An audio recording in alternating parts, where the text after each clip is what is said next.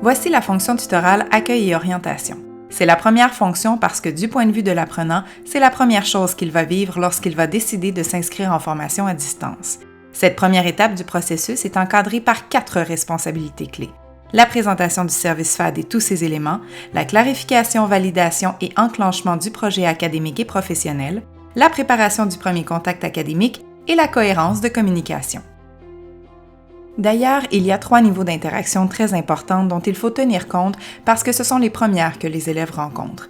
Quand un apprenant décide de s'inscrire en formation à distance, le premier contact qu'il a, c'est souvent avec un site ou du personnel administratif où on va lui donner un certain nombre d'informations.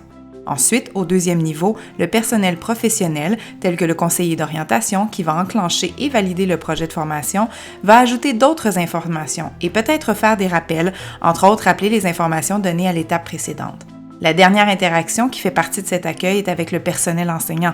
Donc, l'enseignant, lors du premier contact, va reprendre des éléments qui ont été dits avant et aussi ajouter de nouveaux éléments, et celui-ci est déterminant pour que l'apprenant puisse avancer et persévérer par la suite. Dans tout ce processus, il y a quelque chose de très important qui est inhérent à cette fonction tutorale, c'est le défi de la cohérence, qui sera vite remarqué par les apprenants si elle n'est pas présente. Dans une perspective d'amélioration continue du service, la cohérence passe par 3 catégories de moyens. Il y a d'abord la nécessité de bâtir des outils à l'interne qui vont permettre d'assurer la cohérence.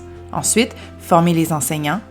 Et finalement, organiser l'équipe de formation à distance de manière collaborative pour bien rendre efficace le service et y apporter des modifications.